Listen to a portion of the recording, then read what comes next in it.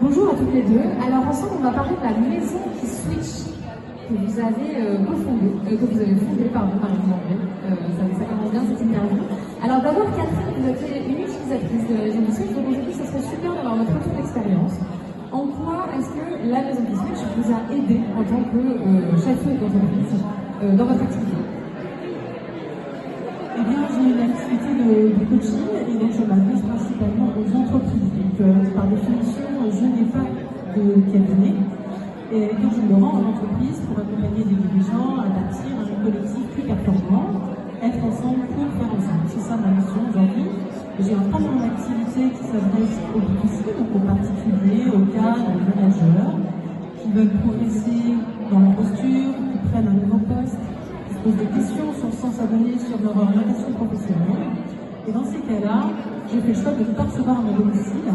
Et j'ai donc pu tester avec plaisir la maison qui switch. Habite à proximité de chez moi, donc c'est vraiment un concours de circonstances idéal. Donc vous vous êtes retrouvés chez quelqu'une, en l'occurrence chez Marine, donc vous allouez une pièce de chez elle. Exactement. Et vous avez fait votre rendez-vous là-bas pendant 2 heures. Exactement. C'est un bureau qui est totalement équipé, qui a sur la confidentialité, qui a un réseau Wi-Fi à disposition. On a un bouton d'or, on a des feutres, on nous sert un verre d'eau ou un café. Donc on est comme à la maison et on est accueillis avec beaucoup de chaleur. C'est idéal. Marie-André, vous avez donc fondé la maison qui switch, qui est une sorte de coworking chez les particuliers. Est-ce qu'on pourrait le dire comme ça, des bureaux partagés mais à domicile? C'est quoi la formule qui convienne? Qu'est-ce qu'il y a derrière la maison qui switch? Alors la maison qui switch, c'est une plateforme de location de bureaux chez l'habitant. En fait, il y a un supplément d'âme derrière cette location de bureau.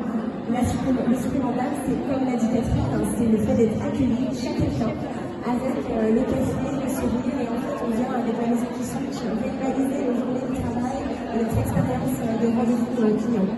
Est-ce que c'était ça le besoin que vous vouliez adresser? C'était aussi sortir les dirigeants et dirigeants d'entreprise, y compris la solitude, en allant chez des personnes? En fait, quand j'ai ouvert ma maison, j'ai été donc la première du réseau des maisons qui switch depuis plusieurs en France. Quand j'ai ouvert ma maison, je visais d'abord à, personnellement, en tant qu'honneur, en tant que personne qui accueille, rompre cet isolement, cet isolement en travaillant depuis chez soi.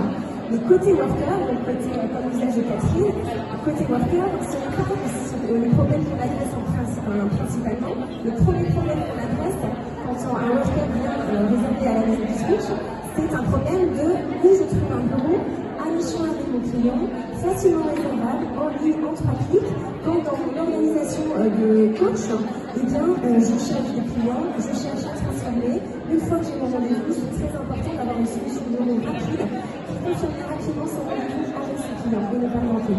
Géographiquement, vous êtes situé où aujourd'hui? Où est-ce que vous trouvez des bureaux à la maison qui switch? Alors, la cartographie des maisons qui switch se trouve sur la page d'accueil de lamaisonquiswitch.fr. Vous allez voir où sont situées les maisons. Aujourd'hui, on a une vingtaine autour de Nantes et on en a plusieurs qui sont en cours d'ouverture. Et sinon, on a d'autres maisons qui ouvrent aussi dans le golfe de Bordeaux, on a qui sont disponibles dans 78 arrondissements, sur Lyon, vous voyez, ça se distribue un petit peu partout.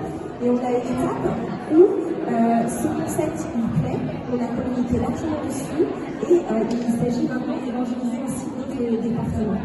Donc on a une étape où des ambassadrices se candidatent pour commencer par les maisons qui switch sur leur département. C'est le cas de Nice, Alexandra à Nice et Clémence sur Haute-Garonne. Donc l'ambition finalement c'est d'avoir des maisons qui switch un peu partout sur le territoire national. Exactement. Est-ce qu'il y a une ambition européenne, internationale? Pas encore. En fait, je l'ai dans la tête, mais il faut y aller par étapes. L'étape première, comme j'ai communiqué largement sur le ligne, il y en a effectivement ailleurs en France. L'étape immédiate, c'est de densifier le réseau de maisons à Nantes, autour de Nantes, en Loire-Atlantique et en Pays de la Loire, en recrutant une ambassadrice par département sur la région Pays de la Loire, et puis vraiment prouver que ce concept, il mérite d'exister parce qu'il répond à des besoins évidents de lien social pour les gens qui sont seuls chez eux. On peut ouvrir à des retraités, on peut devenir honneur en étant retraité, en étant parent au foyer, en étant demandeur d'emploi, dans une hypothèse de se remettre dans un rythme actif. En fait, ouvrir sa maison, ça me remet dans une posture de j'ai ma maison à préparer, je dois m'habiller, je dois me préparer, j'ai un worker qui va arriver. Ok, c'est génial. Et je vais vivre une expérience de rencontre. Et quand la personne me parle, elle est satisfaite de son expérience et a l'impression d'avoir créé une valeur en fait. Une valeur que d'avoir partagé quelque chose qui fait sens. Dernière question, rapidement, si vous devez nous donner chacune une entrepreneuse qui vous inspire, vous Moi, spontanément, j'ai Marie Laure, qui a initié un réseau de femmes chefs d'entreprise ici, femmes de Bouche-la-Boîte, des femmes de Bretagne. Les femmes de Bretagne, qui a les territoires de Bouche-la-Boîte.